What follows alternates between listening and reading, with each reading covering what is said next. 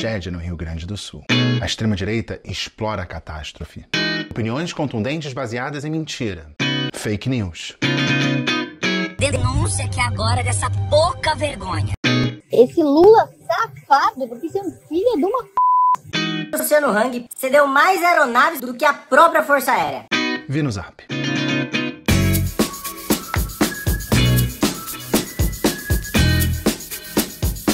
Convidando de volta. Tudo bem, gente? O assunto, inevitável, a tragédia no Rio Grande do Sul. Eu tenho um contato grande com o Rio Grande do Sul, já fui casado com um gaúcho, já tive assim, um gaúchês fluente. Já viajei muito por lá, a trabalho, também a lazer. Eu vou falar muito nesse vídeo aqui da exploração completamente canalha, mas antes vou fazer uma reflexão, claro. E sempre tem o Vi no Zap. O Vi no Zap é um mergulho na extrema-direita, nos grupos bolsonaristas no WhatsApp. No Vi no Zap, de quem é a culpa? Lula, ladrão, seu lugar é na prisão. Nesse momento é difícil achar graça, né? Talvez nesse vídeo tenha menos selminha. O Vi no Zap dessa semana é necropolítica na veia. Deboche? Não sei. Vai ser difícil. Mas eu convido você para uma reflexão. Vem comigo? Vou tentar ser o mais para cima possível. Tá? Se inscreve no canal, me segue nas redes sociais. Seja bem-vindo, seja bem-vinda. Essa é a Coluna do Garrone. A gente vive, né, numa cultura que é, de certa forma, refém da imagem. Não importa o que é, importa o que a gente vê. Diante de uma tragédia como essa, isso ficou muito claro. Existe um trabalho, não sei se vocês conhecem isso, que é um trabalho profissional. Empresas e profissionais fazem isso, que é a gestão de crise. Diante de um problema gigantesco que pode prejudicar a imagem de uma empresa, de um governo, de uma celebridade, de uma pessoa importante, convoca-se ou contrata-se a peso de ouro alguém para gerir essa crise. O que a gente vê do trabalho da gestão de crise são aquelas imagens de pessoas trabalhando, resolvendo, reuniões, deslocamentos, cumprimentos a voluntários, visitas a hospitais, a cozinhas coletivas, a alojamento. A gente vê as ações. Mas eu quero falar menos disso, que seria a gestão de crise mais visível. Eu quero falar da gestão de crise que envolve a imagem, que no fim das contas, a gestão de crise tem esse objetivo: impedir que se suje a imagem do cliente, do governo, da empresa, da pessoa, ou que pelo menos que não suje tanto a imagem. O exemplo clássico é a queda de um avião, que é a pior coisa que pode acontecer numa companhia aérea. O mais óbvio, se tiver um incêndio, combater o incêndio, acolher e informar as famílias dos mortos e tudo mais. Uma das preocupações da empresa é pintar a logomarca ou o nome da empresa. Por quê? Porque essa é uma publicidade ruim. Nenhuma empresa quer ter a imagem envolvida com um acidente aéreo. E acidente aéreo é notícia no mundo inteiro. Gera muito interesse, não importa onde seja, ainda mais se for um avião de passageiros. Eu tenho uma vivência especial que eu cobri a tragédia em Brumadinho e lá eu vi em ação um trabalho de gestão de crise. Obviamente eu não vi como foi essa reunião e algum gabinete da empresa responsável pelo que aconteceu, mas eu vi o resultado dessas decisões. Foi montado ali um centro de acolhimento dos parentes que estavam sem informações sobre pessoas queridas ou pessoas que tinham perdido suas casas e estavam todas lá. A reclamação geral era de que não tinha ninguém da empresa com a qual elas pudessem lidar, para quem elas pudessem reclamar. Tinha comida, tinha acolhimento, tinham as pessoas ali se voluntariando. E alguns voluntários, não sei nem se eram voluntários, né? Porque já tinha ali um uniforme pronto, escrito voluntário, fica a dúvida. Seria muito ruim para a empresa ter um de seus representantes ali num embate direto com um familiar desesperado. Então eu vi essa cena de familiares desesperados gritando para o ar, gritando para a imprensa, que era quem estava ali para registrar aquele momento. Então você tinha o trabalho dos bombeiros, que é um trabalho do Estado, e esses, digamos, cuidados paliativos, né? Comida, aconselhamento psicológico e tal, mas a empresa não se envolvia. No manual da gestão de crise, com uma empresa, por exemplo, a primeira coisa é lançar uma nota. Lança uma nota para a imprensa que, nesse momento, é uma informação que todos os veículos vão dar. Vão ler a nota na íntegra, provavelmente. E ali, primeira coisa, tem que mostrar solidariedade, né? Está muito consternado e tudo mais. Não se assume a culpa nesse momento. E os executivos, a gente sabe, quando vão lidar com a imprensa, eles já passaram por um processo chamado de media training. É algo que os jornalistas fazem muito, né? São contratados por empresas para treinar os profissionais da empresa que vão lidar com a imprensa, como falar, o que não falar. Nesse primeiro momento, você tem ali soluções paliativas. As soluções definitivas provavelmente vão ser judicializadas e a gente sabe que quando isso vai para a justiça, a cobertura é muito menor. A cobertura da desgraça é sempre muito mais robusta. Há uma comoção genuína da empresa? Pouco importa, né? Na sociedade das imagens, vira uma questão estética. Se um executivo vem a público, ele tem que estar com uma roupa o mais neutra possível. Ou talvez com a roupa de alguém que esteja participando do resgate. Se for uma mulher, maquiagem zero ou muito básica, parecendo que ela não está ali. Batom, nunca. Se usa batom, mostra uma vaidade que não seria adequado para aquele momento. Vou dar alguns exemplos aqui de situações em que houve gestão de crise. É claro que eu estou falando da tragédia do Rio Grande do Sul, mas eu vou chegar lá com vários exemplos que ajudam a gente a pensar. E eu estou compartilhando com vocês porque, como jornalista, trabalhando em redação há muito tempo, trabalhando na cobertura das piores catástrofes possíveis, eu via esse trabalho, o resultado desse trabalho. Uma coisa que é muito comum, quem tem rede social já sabe, já virou até piada, né? Quando alguém conhecido é cancelado, o que ele tem que fazer? Faz um vídeo, né? Parece sem maquiagem, sempre for mulher, o cabelo pode ser molhado até, tudo como se fosse espontâneo. Sendo que tudo aquilo que está sendo feito é resultado de reuniões, provavelmente envolvendo um advogado, um assessor de comunicação e quem sabe até um maquiador, para maquiar aquela pessoa para fingir que ela não está maquiada. Displicentemente fresh. Vou lembrar de um caso que aconteceu em 2022, quando o Bolsonaro foi acusado, naquele caso das meninas venezuelanas, do pior crime de todos. Ele fez um vídeo em resposta. E naquele vídeo, a gente via, vou botar um print do vídeo, Bolsonaro muito sério, meio pálido, Michele Bolsonaro sempre muito vaidosa, naquele momento sem maquiagem nenhuma, demonstrando seriedade. Era uma situação de crise. Se fosse em outro momento, talvez ele nem respondesse na imprensa. Mas, naquele momento, corrida eleitoral, ele sendo acusado do pior crime, sendo que ele é um dos mais moralistas possíveis, ele precisava responder. Como responde? Aquela coisa meio pálida, insossa. Na eleição também, do primeiro para o segundo turno, o Lula tinha que se mostrar como alguém que não era alguém só da esquerda, como no fim das contas virou. O governo dele é um governo que, segundo José Dirceu, é de centro-direita. Mas, para mostrar que ele não era alguém da esquerda, ele foi aconselhado e cumpriu a usar roupas brancas. Branco, paz, vermelho, não. Então, alguém decidiu. É uma decisão estética. Eu lembro, por exemplo, de uma amiga da minha mãe que era maquiadora, ou que é maquiadora, e ela participava da gravação de vídeos para horário eleitoral, de um candidato específico, alguém importante de Brasília. E ela contava da absoluta aversão que ele tinha às pessoas com as quais ele tinha que fingir normalidade, pobres. Então, ele ia vestido muito bonitinho, assim, mais simples, mas era tudo de grife, mais simples, e toda vez que ele voltava para a van para seguir o dia dele de gravação, ele tomava um banho de álcool, mas precisava parecer assim muito despojado e muito familiarizado com aquele ambiente. Vamos falar da tragédia no Rio Grande do Sul. O governador Eduardo Leite. A primeira aparição dele, depois do começo da tragédia, que é uma tragédia que se prolonga, ele já estava no skin de alguém da Defesa Civil. Eu já estou acostumado com isso, que eu sou do Rio de Janeiro. O Eduardo Paes, atual prefeito e também ex-prefeito, está muito acostumado com esse tipo de coisa e repete esse tipo de padrão. O Dória tentou e acabou ficando meio ridículo, gari, de operário, coisas que acabaram ficando muito, muito caricatas. No fim das contas, parece um pouco de RPG, né? Passada a fase da crise, quando ele vai ter que, inevitavelmente, tirar a roupa de defesa civil, o que vai acontecer? A gente sabe que essas chuvas, essas enchentes vão se repetir. A gente vive nessa sociedade do escândalo, do imediato, da imagem. Planejamento não é sexy. O burocrata é visto como alguém chato. Antigamente falava que saneamento básico não rendia voto. O que rendia voto era fazer viaduto. E parece que hoje o que pode render voto é essa ideia de político super-herói.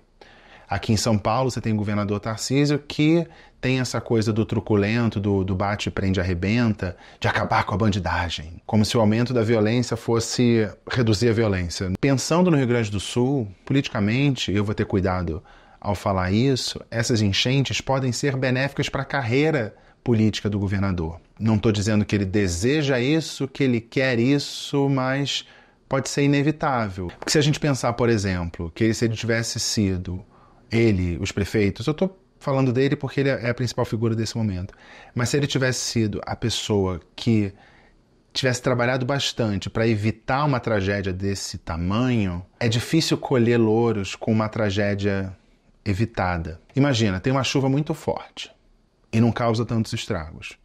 Chega um governador, vem a público e fala: fiz a obra XYZ e se eu não tivesse feito essa obra, não teria acontecido isso, as pessoas não estariam bem, porque eu fiz essas obras. O quanto tempo de TV isso mereceria, quanto engajamento nas redes sociais isso renderia? Não é sexy. Hoje a gente está começando a saber o que não foi feito em relação à prevenção e quanto o tema das mudanças climáticas não é algo que está no debate público, muito menos nas eleições. Não aparece nos planos de governo das autoridades, principalmente no nível local. No federal, até se toca. Isso eu estou falando do presidente Lula, que tem ali Marina Silva meio que falando sozinha. As ideias que ela defende, os projetos que ela tem, não tem qualquer tipo de apoio substancial no Congresso. Nesse momento que acontece a tragédia, as autoridades têm uma exposição máxima e gratuita. E para o político, geralmente é uma situação na qual ele não é confrontado. Porque um questionamento sobre a possível ineficácia, a negligência do político pode soar como insensibilidade. Ele vai dizer: não é hora de achar culpados, é hora de salvar vidas. Claro, tem gente isolada, ilhada, sem comida, sem água. É hora de tratar disso? Sim, prioridade. Mas eu pergunto, quando é o momento de falar do longo prazo? Não seria agora, quando você tem a atenção máxima de todo mundo? Midiaticamente, a tragédia é sexy.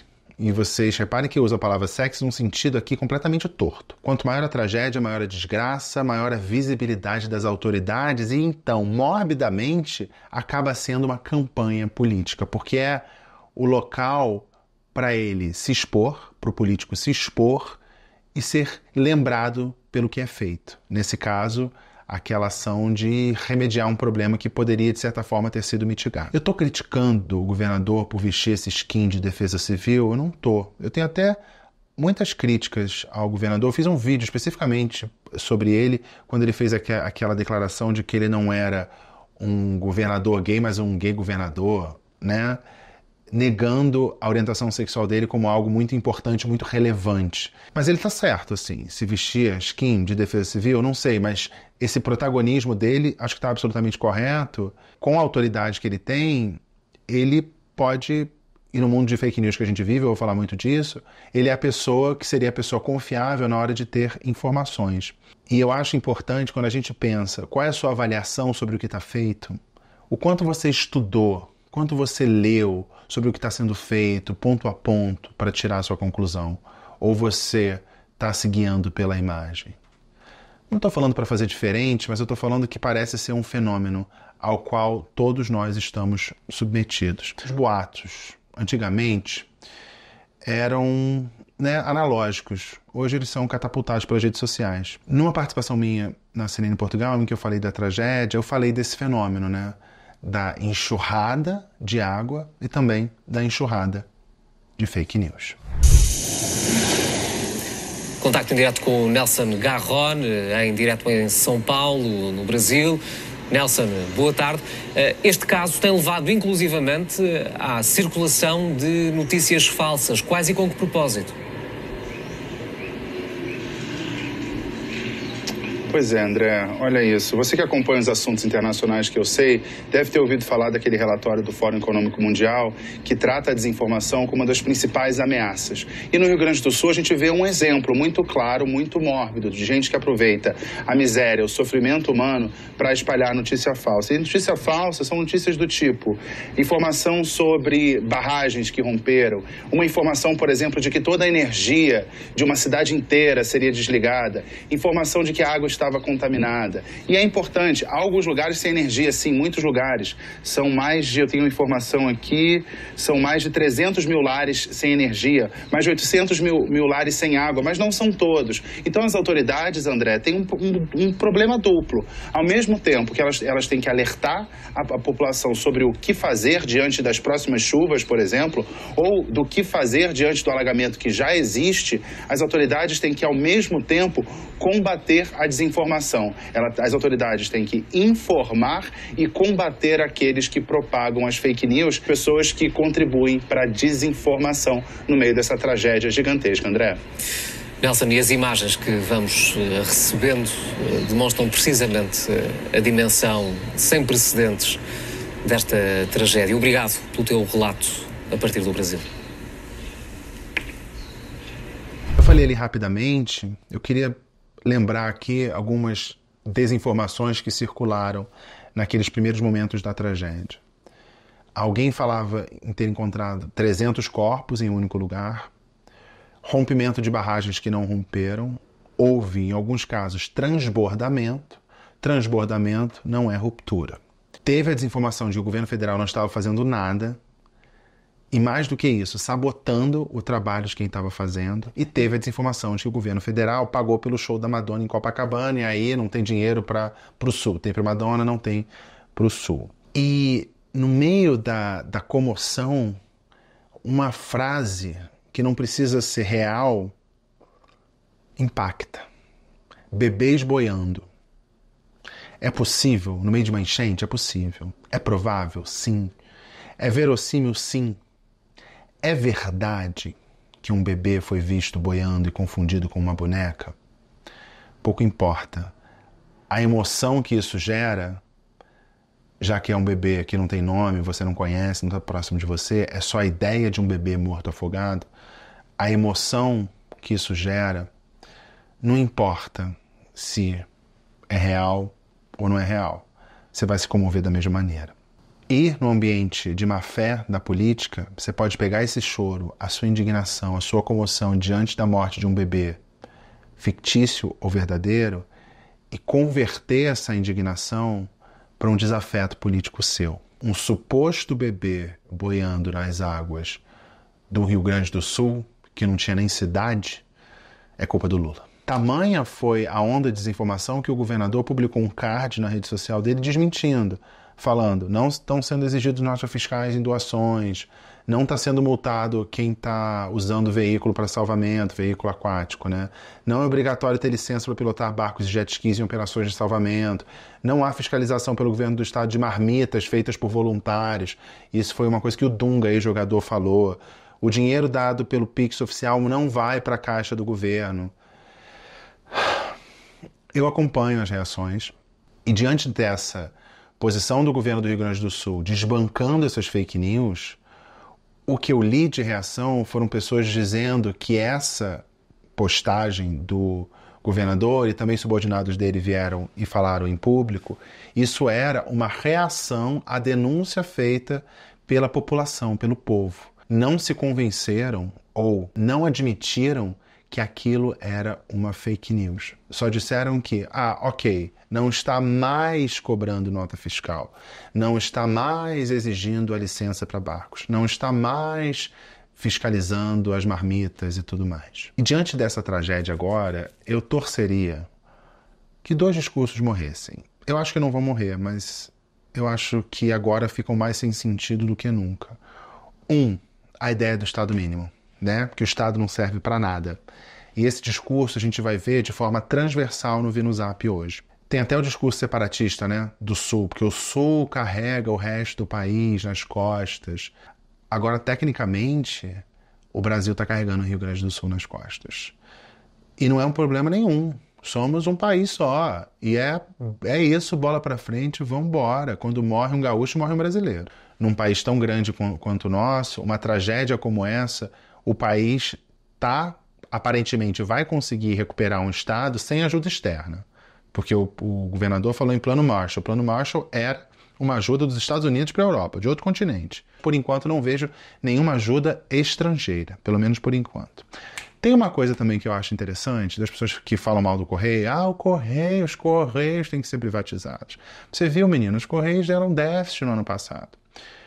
Será que esse ano vai dar déficit de novo? Vamos ver. Mas quando sair o balanço dos Correios, a gente tem que pensar que os Correios estão enviando de graça doações. Coisa grande, pesada. Quanto custaria levar ou enviar um engradado de água para o Rio Grande do Sul? Está custando zero. Não está custando zero. Está sendo subsidiado. Então, lá na frente, se tiver déficit, pode fazer algum sentido. Foram 600 milhões em 2023. Se em 2024 foram 600 milhões, R$3 para o brasileiro. Cada brasileiro, R$3. Vale a pena? R$3. 3? R$3. 3? R$3. Vocês acreditam? R$3? O governo federal, por exemplo, produziu um relatório de 10 páginas com as medidas, as primeiras medidas. Tá lá, 10 páginas. Quem leu? As nossas conclusões acabam sendo fruto de sensações. A gente sente, a gente acha. A gente não pensa e conclui. Então, aparentemente, a gestão da crise parece estar sendo bem feita, muito por conta dessa questão da imagem. O presidente Lula visitou, no momento que eu estou gravando, 2 vezes o Rio Grande do Sul. Precisava visitar o Rio Grande do Sul, a presença do presidente. Eu não tenho essa resposta, mas não ir ia ter uma comoção muito grande. O presidente Lula foi para o Rio Grande do Sul e levou consigo o presidente da Câmara, o presidente do Senado, o vice-presidente do STF, que é gaúcho, que é o Fachin, o ministro da CGU, levou a galera. Então, assim, ele levou a cúpula da República. Bolsonaro teria a iniciativa de levar a cúpula da República? Conseguiria, se no dia anterior ele já tinha xingado todo mundo, mandado, nesse momento, um ano e pouco de governo Bolsonaro, ele ainda estava defendendo o fechamento do Congresso? Não me lembro. Mas do STF sempre. Haveria essa cena? Acho que não. Aparentemente, essa gestão de crise, eu não estou caindo aqui no mérito, porque eu não tenho nem como me debruçar em cima de todas as medidas, e são medidas que atravessam vários ministérios e vários órgãos dentro do estado do Rio Grande do Sul, então é difícil. Deixando de lado a negligência em relação à prevenção, deixando isso de lado, a partir do mal feito, a partir da tragédia, parece ser feita aqui uma gestão de crise bem feita. Tudo parece muito óbvio, né? Depois que acontece, parece muito óbvio, né? Um decreto legislativo liberou não sei quantos empréstimos, não sei o quê, uma situação fiscal excepcional que vai ficar fora do arcabouço fiscal. Parece tudo muito simples. O simples não existe. E no jornalismo isso é muito comum, porque o resultado do trabalho jornalístico é uma coisa muito simples. Palavras compreendidas. Palavras escritas, pode ser audiovisual, eu sou uma pessoa do audiovisual. Se você fez o negócio, escreveu, alguém leu, entendeu, ou falou, alguém entendeu, pronto, que simples. Não, não é simples. Diante da complexidade do mundo, você conseguiu converter aquilo numa coisa razoavelmente palatável e compreensível. Poxa, eu vou lembrar de um caso que, para mim, é um caso de gestão de crise absolutamente flopado, que foi o caso da Vanessa Camargo. O Garrone acompanha Big Brother? Não, o Garrone não acompanha Big Brother, mas o caso dela, das acusações de racismo contra ela, transbordaram o Big Brother, transbordaram a rede social e caíram no jornalismo, já que você está imputando ali um crime contra a Vanessa Camargo. Para mim, uma péssima gestão. Em entrevista ao Fantástico, ela, em 2024, foi assessorada a dizer que não conhecia esse negócio de racismo estrutural e, a partir de agora, ia se educar e estudar mais, porque realmente alguém ligada ao pop, que morou no exterior, próxima da comunidade LGBT, ou seja, das questões mais progressistas, não sabia o que era racismo estrutural. E aí eu estou falando da sociedade da imagem, das autoridades e tal, eu quero trazer isso para o nível pessoal, que serve para mim e serve para vocês. Eu sempre deixo muito claro que eu chego aqui para falar com vocês, isso aqui não é vida real. Vou pedir para o Renatinho botar aqui uns segundinhos do vídeo, é um vídeo meio tosco que eu faço, quando eu faço teste de luz e tudo mais, que eu tô sem roupa não, com roupa de ficar em casa. E roda aí, Renatinho.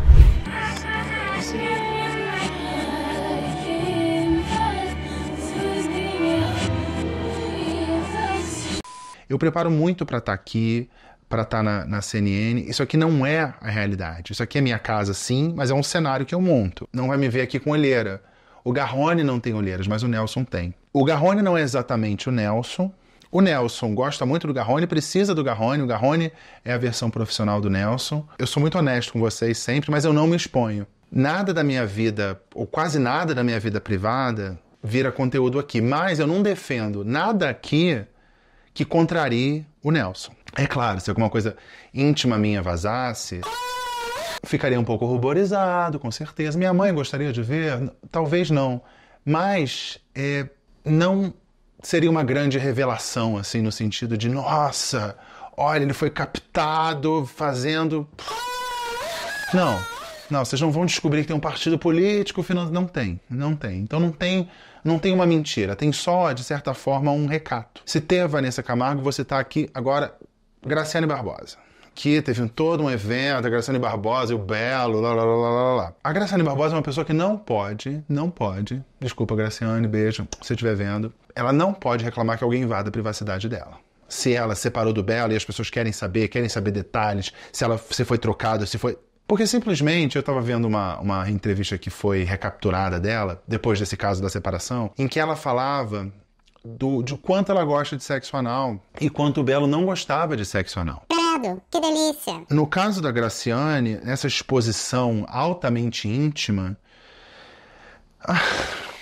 ela não pode reclamar de invasão de privacidade, e eu arrisco dizer que é uma exposição fake. Por quê? Ela expõe a tristeza dela nas redes sociais? Não, ela expõe uma vida saudável, ela tem um corpo porque ela bebe muita água, ela pensa positivo e acorda cedo. E isso o corpo dela é resultado disso. Alguém que seja com um olhar pouco treinado vai achar que a vida dela, ela expõe a própria vida, porque ela fala até do quanto ela gosta de sexo anal. Eu não tenho problema nenhum com sexo anal. Eu poderia fazer um vídeo de 5 horas sobre sexo anal. Mas eu decidi não falar do meu sexo. Eu tenho uma vida sexual, eu acho que boa, pouco careta, né? Algumas pessoas, pouquíssimas pessoas têm uma informação para compartilhar sobre isso, mas eu acho que não faz sentido expor isso em público. Ao não falar de sexo anal, não quer dizer que eu condeno o sexo anal. Eu só acho inadequado falar disso, pelo menos se eu for um personagem dessa história. Vocês sabem, aqui é um canal do Eu Sozinho, um vídeo por semana, 1 hora por semana. Renatinho edita, faz as artes, toda essa beleza, ele corrige com um filtro aqui. Eu tenho uma cara muito mais acabada. Inevitavelmente tem um viés pessoal, porque tem uma pessoa aqui que está em sua casa falando... O Garrone é meio que uma caricatura do Nelson, mas um não nega o outro. O Nelson tem orgulho do Garrone e o Garrone respeita o Nelson.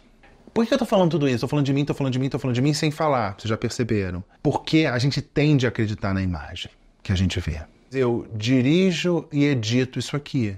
Se eu não gostar de alguma coisa, eu vou lá e corto. Mas tem honestidade e boa fé. Isso aqui é um produto feito por mim, com o trabalho preciso do Renatinho. Mas não é exatamente o Nelson. A gente acaba acreditando nas imagens produzidas por pessoas que têm uma equipe gigante por trás.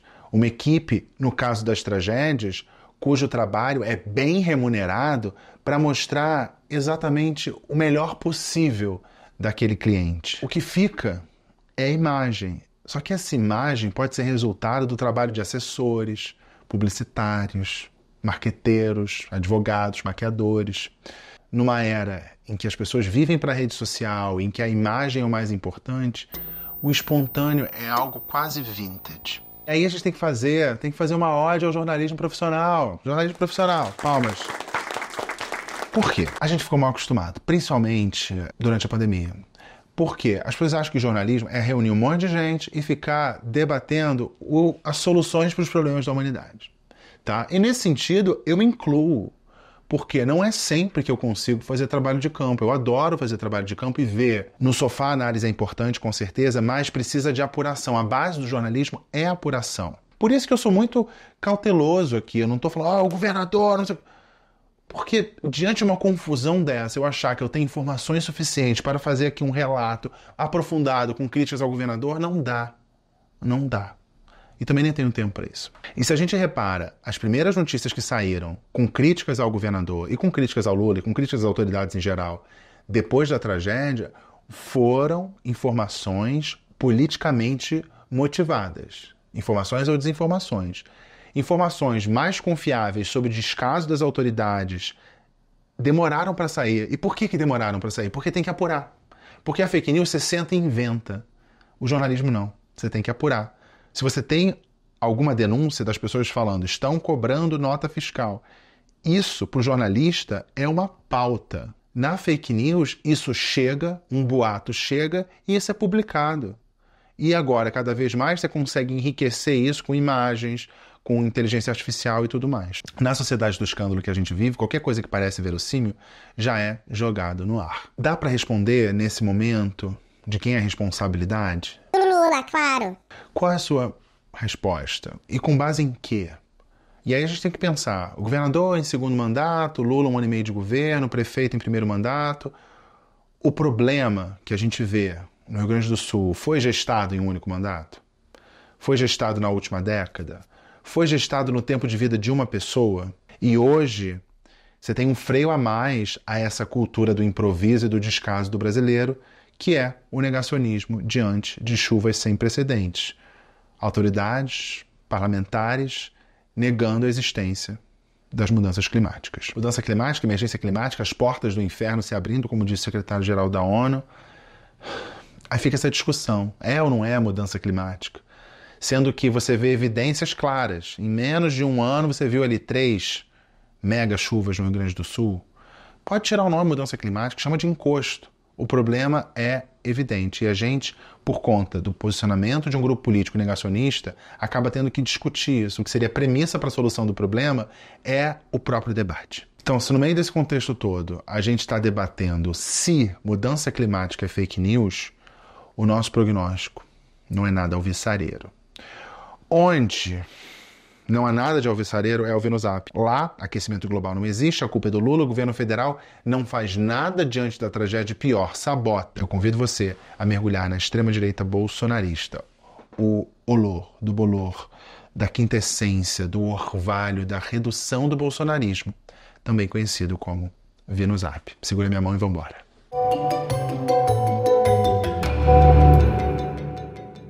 Tá na minha tela, tá na sua tela, esse é o quadro Vi no Zap. Eu coleto as informações que circulam nos grupos bolsonaristas, textos, áudios, vídeos, memes, pego tudo, jogo nesse grupo que só tem eu, chamado Coluna Garrone, e compartilho com você. O nome disso é amor. Tô falando rápido que tô com pressa. Bem, focar hoje na desinformação em relação à tragédia do Rio Grande do Sul e também tem ali um pouco de Madonna, fixação em Madonna. Vamos lá. Isso aqui, por exemplo, um agradecimento. Obrigado, velho da Van, por ter enviado teus 2 helicópteros hoje. Obrigado, Tarcísio de Freitas, por enviar a Águia ontem. Obrigado, presidente Lula, por você ter vindo passear novamente com tua esposa e grande comitiva.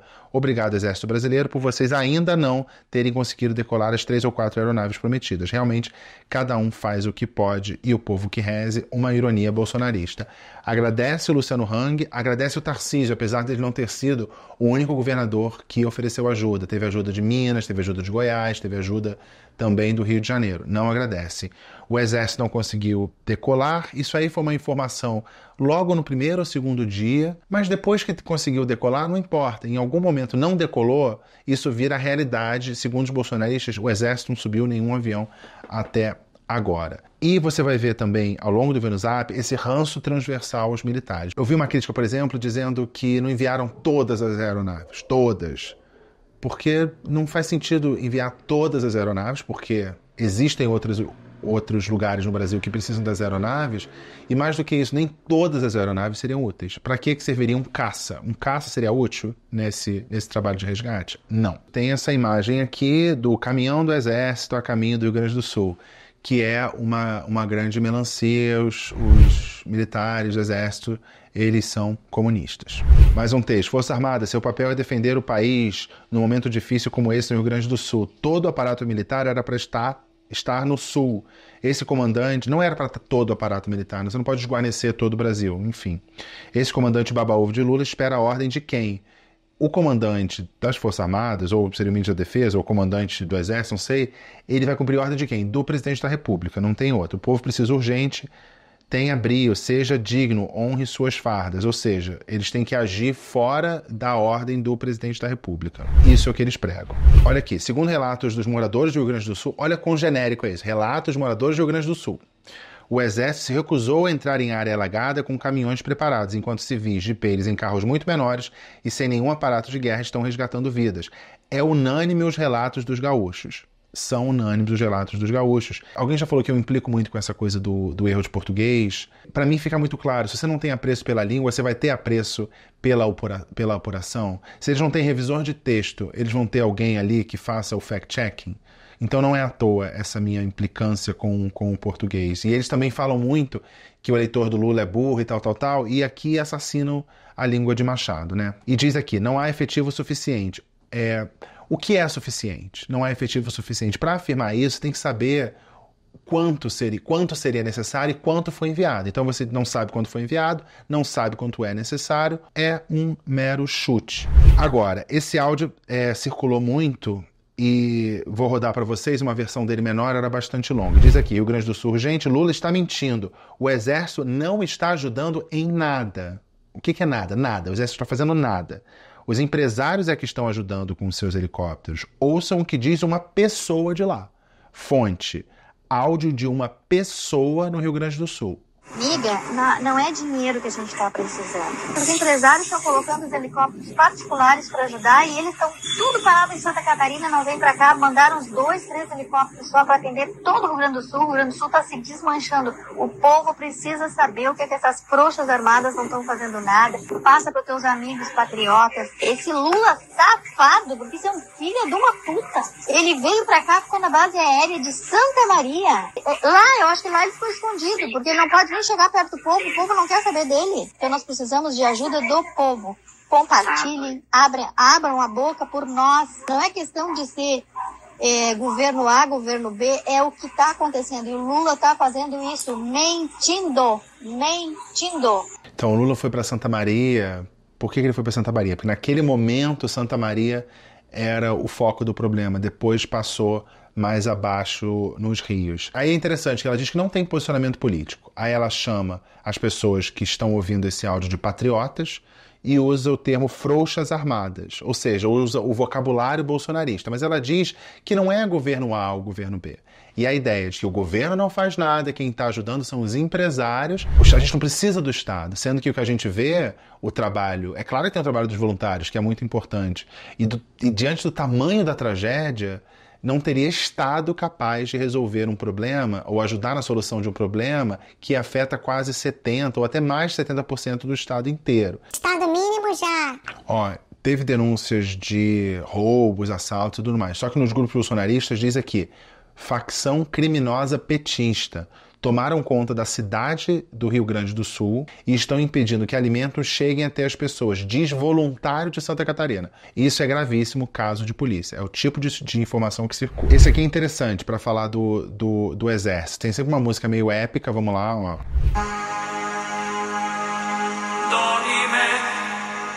O Exército é considerado a maior vergonha nacional do momento. Por quem?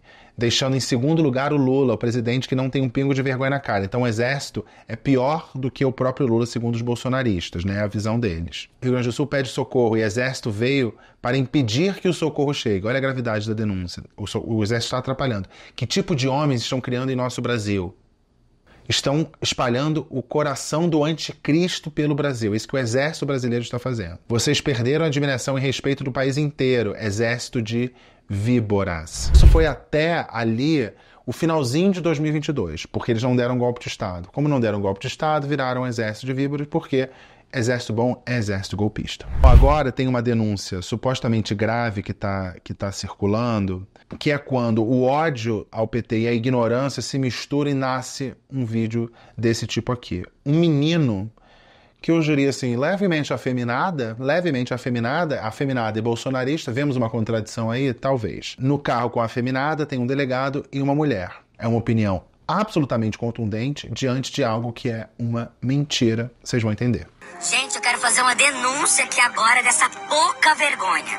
Porque eu não sei como que um governo que recolhe trilhões, bilhões dos cidadãos todos os anos, coloca o Pix para recolher da população Pix para ajudar na tragédia que tá acontecendo. Eu vou te falar para vocês, ninguém deveria mandar. Fala aí alguma coisa, ô delegado.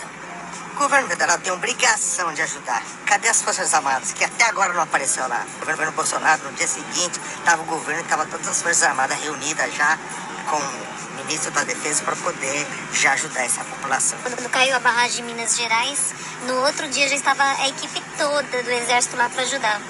Pois é, agora a pouca vergonha do governo coloca o Pix, a população manda Pix pra ele pra ajudar o povo. Que pouca vergonha, safadeza. Gente, viraliza esse vídeo aí, vamos botar pra quebrar. Eu, hein? Viraliza. Então ele quer engajamento, né? Engajar na tragédia. Uma safadeza, uma pouca vergonha, recolher trilhões. Esse Pix que está sendo divulgado, a gente vê ali a bandeira, ali embaixo, a bandeira do estado do Rio Grande do Sul. Então esse Pix não é do Lula, esse Pix é do governo do Rio Grande do Sul. E ele fala, recolhe trilhões. Trilhões, o PIB do Rio Grande do Sul é menor que trilhões. E aí é um dinheiro para recolher dos cidadãos, tá bom? E eu vou te falar para você não deveria mandar. E aí ele joga para um delegado, a feminada joga para o delegado e fala que o governo federal tem obrigação, cadê as Forças Armadas que não chegaram. Só que isso aqui foi um vídeo feito não sei em que momento, mas não importa que as Forças Armadas já tenham chegado, tem um aeródromo chegando lá. E a mulher fala que em Brumadinho já estava a equipe toda lá no dia seguinte. O trabalho em Brumadinho de resgate, que eu acompanhei de perto, era feito basicamente por bombeiros. Ela fala, as Forças Armadas estavam todas lá em Brumadinho. E não dá para comparar Brumadinho com essa aqui. Essa aqui é muito maior. E tem um vídeo do Bolsonaro, que eu não vou rodar não, que é um vídeo meio... Ele fala umas palavras encontradas, agora ele tá internadinho, probleminha de pele, não é mesmo? Eu acho que ele é um pouco maricas. Bolsonaro fala a respeito assim, fala um negócio qualquer, não vou rodar que não, eu vou poupar o vídeo de vocês, e pede 1 minuto de silêncio para as vítimas do Rio Grande do Sul. Essa é a contribuição do Bolsonaro. E ele, como ex-presidente, deveria ou teria um conhecimento complexo do Brasil e poderia até criticar o governo Lula, é contra o comunismo, ideologia de gênero, e 1 minuto de silêncio acabou, não tem nenhuma ideia alternativa que possa se contrapor ao projeto e a esse trabalho que o governo federal está fazendo. Basicamente, manifestação de Bolsonaro, 1 minuto de silêncio. Aí tem soluções. O Bolsonaro pediu 1 minuto de silêncio, mas tem uma solução aqui. Bom dia, prezados amigos. Levando em consideração a gravidade da tragédia que se abateu sobre boa parte do Rio Grande do Sul, os cálculos iniciais dos custos para o retorno à normalidade exigirão uma enorme soma de recursos públicos. Os cálculos iniciais uma enorme soma, não tem cálculo nenhum. Esse ano de eleições municipais, os partidos políticos terão à disposição mais de 5 bilhões do Tesouro Nacional somados às verbas partidárias eleitorais. Propõe um movimento social que pressione o governo e os partidos políticos para alocarem pelo menos 2,5 bilhões para o custeio de obras de recuperação de infraestrutura do Rio Grande do Sul. É assim, dinheiro do fundo partidário ele quer transmitir para o Rio Grande do Sul. É assim, ó, tendo aquela ideia de que o dinheiro para a campanha não é um dinheiro útil, né? A democracia tem um custo, tá? A democracia tem um custo, alguém tem que pagar a campanha eleitoral. Empresas são proibidas, pessoas físicas podem doar. Como é que faz? É dinheiro público. É a melhor solução? Não, ele quer o quê? Cortar. Se você corta o financiamento público de campanha, quem vai financiar a campanha? Esse povo que tem, assim, sabe, dinheiro em espécie, sabe, assim, a liquidez, né? Pessoal, assim, do tráfico, da igreja, é esse povo que vai financiar, talvez essa seja a solução. Tem uma outra solução que é maravilhosa, que vai resolver o problema do Rio Grande do Sul. Alerta para o Brasil. Todas as nações que têm um chamado sacerdotal, veja bem, o Brasil é uma dessas nações, está passando por um período de luta. Tem um versículo que dá um código poderoso pra gente do Brasil. Tá em 2 Crônicas 7:14, você conhece. Se o meu povo, que se chama pelo meu nome, se humilhar e orar, buscar a minha face e se afastar dos seus maus caminhos, dos céus, o ouvirei, perdoarei o seu pecado e curarei a sua terra. É um momento que a gente precisa levantar um clamor de oração para que Deus traga cura sobre a nação do Brasil. Peço que compartilhe esse vídeo com amigos, familiares ou pessoas da tua igreja, porque a gente vai levantar agora uma corrente de oração pelo Rio Grande do Sul e pelo Brasil. É isso. Então, mais uma vez, querendo engajar na tragédia, o que vai salvar o Brasil? Planejamento, decreto legislativo, uma campanha de oração? Não. É oração, versículo bíblico. Vai perdoar. Deus vai perdoar o pecado, ou seja, a tragédia como punição a pecadores. É só orar. A pessoa soa como alguém que quer ajudar. E é basicamente um álibi para não fazer nada. Nada diferente de simpatia. Nada. E teve uma influência que rodou aí, por isso que eu não vou rodar, dizendo que o que houve no Rio Grande do Sul era uma resposta de Deus ao fato de o Rio Grande do Sul ter muitos terreiros. É absurdo, todo mundo critica de fato, né? Racismo é crime. Mas esse tipo de discurso que ela fala, vamos orar, para livrar dos pecados. Que pecados? Que pecados? Então é a mesma coisa. Só que a outra dá o nome do pecado, terreiro. Essa aqui não dá o nome, mas dá a tragédia como uma resposta de Deus a pecados que houve no Rio Grande do Sul. Assim, é pensamento mágico, é burrice, é racismo, é preconceito, mas quando é em nome de Deus, as pessoas têm receio de falar, né? São duas mulheres, essa e a outra lá que falava dos terrenos. Cristãs, mas Ora que melhora, só pro Deus da Bíblia, um Deus hétero cis branco, amém? Orar e fazer discurso racista é crime e orar não é atenuante sua racista. Intolerância religiosa. Eu fiz um vídeo inteiro falando dessa estratégia da extrema-direita de apontar suposta intolerância religiosa quando alguém aponta crimes cometidos em nome da religião. Tem uma coisa aqui de primidinhos e primidinhas que vamos concordar. Olha aqui, procura-se senador gaúcho sumido durante a tragédia no Rio Grande do Sul. Concordamos? Concordamos. Para resumir essa cobertura feita pelo Vinuzap da tragédia no Rio Grande do Sul, a gente traz um especialista. Por que ele é especialista? Porque ele é um homem branco de gravata, basicamente isso, com livros atrás. É um absurdo o que está acontecendo no Rio Grande do Sul. O Pablo Marçal acabou de relatar nas redes sociais que a Secretaria da Fazenda do Estado do Rio Grande do Sul está barrando a entrada de caminhões com doações porque os caminhões não têm notas fiscais. O empresário Luciano Hang, perseguido pela imprensa e pela classe política, cedeu mais aeronaves para ajudar do que a própria Força Aérea. Vocês sabem quem é que está removendo as pessoas de suas casas? Não é o exército. São os jipeiros, o pessoal do jet ski, o pessoal do barco. Agora é hora de salvar vidas. E sabe quem é que está fazendo isso? A iniciativa privada. 1.000 presos foram transferidos dos presídios que estavam largando enquanto deixaram 9 pessoas que estavam na UTI de Canoas morrerem. Tiveram logística para tirar 1.000 vagabundos e deixaram 9 cidadãos morrerem. Enquanto tem bebês e crianças mortas boiando nas enchentes. Toda essa desgraça acontecendo e a Globo, que é a assessoria de comunicação do Lula, não vai fazer uma matéria chamando o presidente de genocida? Cadê os artistas intelectuais? Eles estavam todos festejando no show macabro da Madonna. Feito com dinheiro público. Hipócritas. Então vamos lá, vocês contaram quantas mentiras tem aí? Citando o Pablo Marçal, que provavelmente vai ser investigado agora, né? Cobrança de nota fiscal para doação, mentira. O empresário Luciano Hang cedeu 2 aeronaves, verdade. O exército não. Ele cedeu mais que o exército.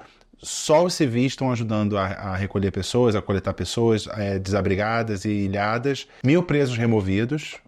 Não deveriam morrer. E quem deveria ter sido salvo? As 9 pessoas que morreram na UTI. O prefeito de Canoas já veio a público falar que não. Isso aí ele se enganou, não houve 9 mortes. Bebês boiando, não vimos nenhuma imagem disso. Vimos um áudio que não teve qualquer comprovação. Duplo tweet escarpado, Lula é genocida. A Globo não vai fazer uma matéria chamando o Lula de genocida. Quando ele fala isso, parte da premissa que houve matéria da Globo chamando o Bolsonaro de genocida. Não, matérias não fazem isso. É claro que os intelectuais não estão chamando o Lula de genocida, estão no macabro show da Madonna. Show pago com dinheiro público. A gente sabe, o dinheiro foi do governo do estado, da prefeitura, não houve dinheiro do governo federal, e o dinheiro investido da prefeitura reverteu e muito mais, ok? E fica quase caricato, né? Porque, de novo, opiniões contundentes baseadas em mentiras. O outro assunto que domina o Vinuzap é a Madonna. Show de horrores no Rio, apelação sexual de Madonna e violência em dia de muito calor. Não entendi a parte do calor. Protagonizando cenas pornográficas. Teve essa imagem aqui da Madonna beijando uma mulher trans no show, né? Aqui. Ok. Aí diz, os esquerdistas passam fome. Os esquerdistas passam fome que gostam de defender o Hamas. Vai com a Madonna fazer um show desse lá na Palestina pra tu ver, vai. E aí aquela ideia é um pouco básica, mas assim, apoiar a causa palestina não é defender exatamente as crenças do Hamas, não é mesmo? É só achar que tem um valor superior aí que é a vida, e que as pessoas não devem ser mortas por isso, né? Por simplesmente estarem naquele lugar. Só que aí confunde. Palestina é sinônimo de Hamas. No mundo bolsonarista e a Madonna tem tudo a ver com Hamas. Madonna combina perfeitamente com o estado da cultura atual no Brasil. Que bom, gente. Parabéns para a cultura brasileira. Ela até é conservadora à luz das contribuições de Anitta e Luísa Sonza para a nossa atmosfera cultural. Claramente ele não conhece Madonna. Madonna é muito mais polêmica, não é mesmo? Você lembra daquele clipe com com as cruzes pegando fogo atrás, a Madonna dançando, feliz. O grande diferencial da Madonna é que, até por suas condições pessoais, ela pode representar de maneira particularmente perversa a degradação da velhice feminina. O que é a degradação da velhice feminina?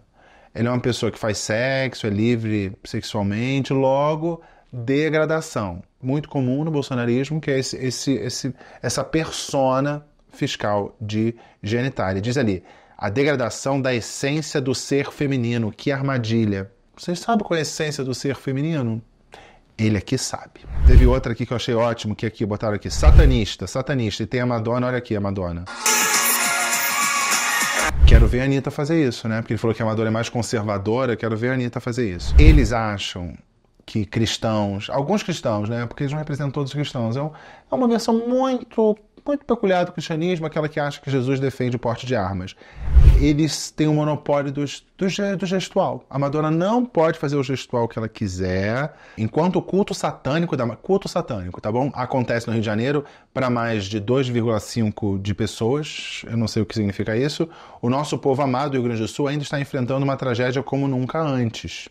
Nunca se esqueça de cada rosto, cada artista, cada personagem político que não fez absolutamente nada para que este evento fosse cancelado em respeito a essas pessoas. Agora, eu fico perguntando, se não fosse show da Madonna, fosse Marcha para Jesus, faria sentido pedir o cancelamento da Marcha para Jesus? Porque, para mim, show da Madonna e rezar pelas vítimas da enchente tem o mesmo efeito. Não vai ressuscitar ninguém, e o já está pago, e a alegria das pessoas não impede nada a execução dos trabalhos no Rio Grande do Sul. E o dinheiro já está empenhado.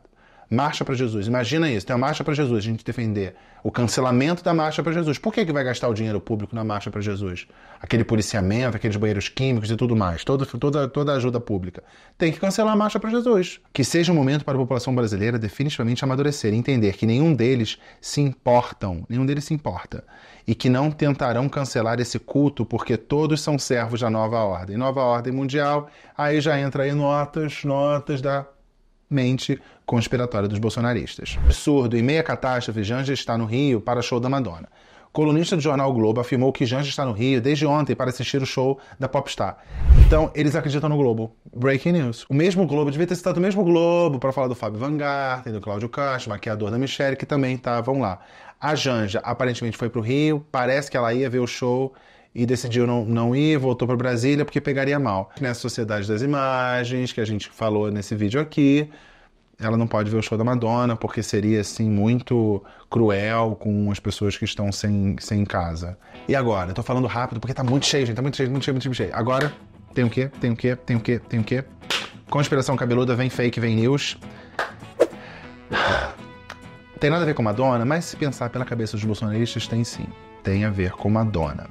O mundo está perdido. Independente do que aconteça com o mundo, fake news estão rebolando. E quanto eles rebolam, e eles são cabeludos, e eles rebolam, mas eles não conseguem ser mais cabeludos do que a conspiração cabeluda. Essa vem com aquela voz, que é uma voz comum usada no TikTok. Não vou explicar. Eles já não se escondem mais. É impressão minha, ou há um cavalo humanoide sentado logo ali no meio daquelas pessoas. Segundo informações, ela implantou o rosto real de um cavalo em sua face. Com isso foi acrescentado mais uma letra na sigla do arco-íris. Uma letra C, representando as pessoas que se sentem um cavalo e querem seus direitos garantidos na Constituição. Há rumores de que ela seria líder de uma seita ocultista ligada à maçonaria nos Estados Unidos. Imagine daqui a alguns anos, milhares de pessoas com esta aparência andando pelas ruas, ministrando aulas nas escolas, se apresentando como vendedoras em lojas de roupas e até mesmo governando o país. Sim, o fim está próximo. E se prepare que coisas piores estão vindo por aí. É por isso que eu acho o discurso religioso muito venenoso, né? Porque tem aqui uma ideia de fim do mundo. Agora os crentes deviam comemorar porque o fim do mundo tá chegando. Aí Jesus volta, eles vão pro céu e end of story, maravilha, né? Crente cagão é f***.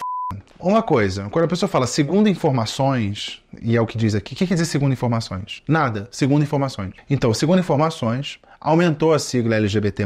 Agora tem um C ali de cavalo. A pessoa implantou um rosto real de cavalo. Deve ser um pônei, né? Porque é um rosto menor. Não teve rejeição, é inédito, impressionante. Tudo isso para poder pleitear um direito na Constituição, um direito a ser cavalo. E aí entra a conspiração cabeluda. Seria líder de uma seita ocultista, joga ali uma maçonaria, botou maçonaria, já tem uma conspiração, e aí já parte pro pânico moral. Imagine daqui a alguns anos, pessoas nas escolas, assim, na loja, governando um país, o fim está próximo e vai piorar.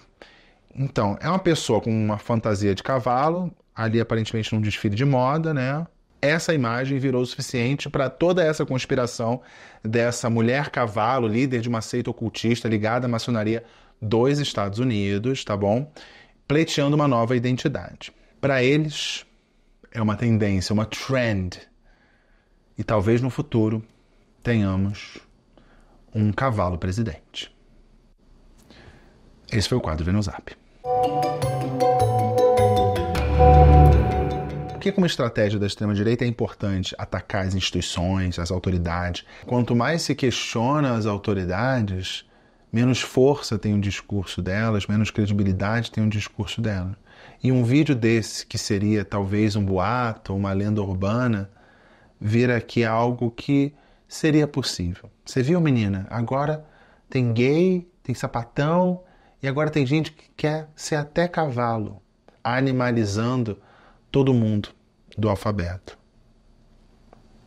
Para terminar, eu queria aproveitar aqui uma analogia feita por um ambientalista e um apresentador de TV britânico muito conhecido, que é o Sir David Attenborough. Ele tem 97 anos e é um cara que fez muito daqueles vídeos de vida selvagem, de wildlife.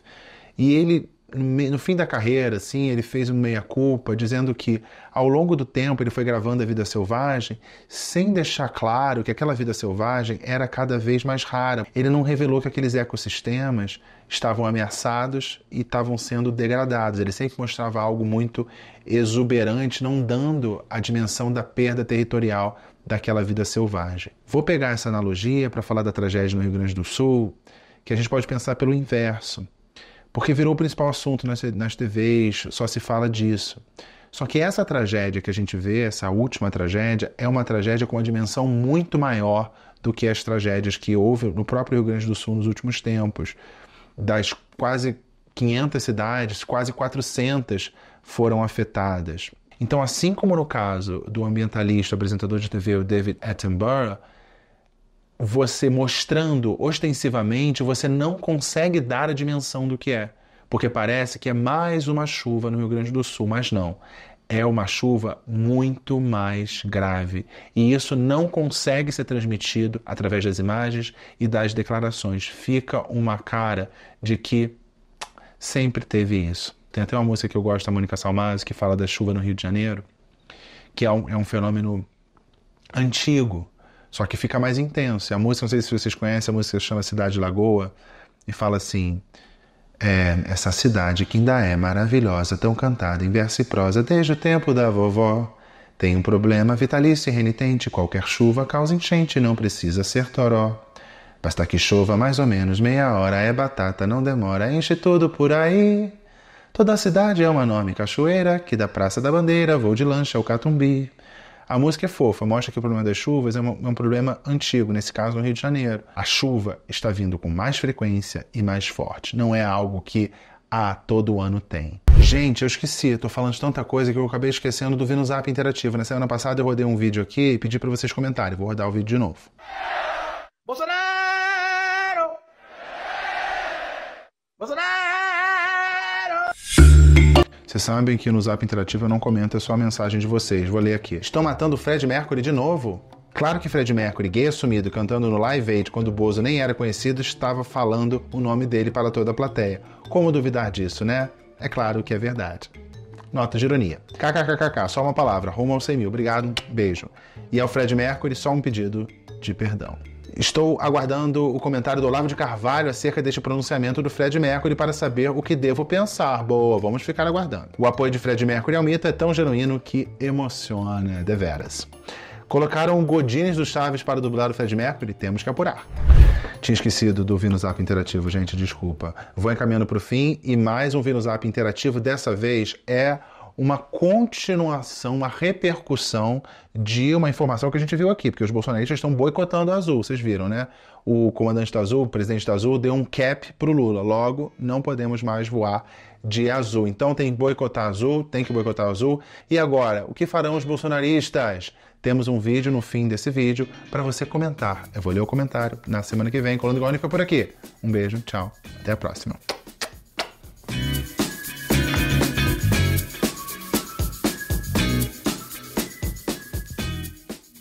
Vamos fazer da companhia Latam a maior companhia do Brasil. Para quem gostava de comprar na Azul Linhas Aéreas, vai começar a perder suas ações. E detalhe, a Gol vai de lambuja, né? Já tá lascada, vai ficar mais fodida ainda. Vamos de Latam, campanha brasileira nacional pela companhia Latam Linhas Aéreas. Uma companhia 100% brasileira e não alinhada com bandido.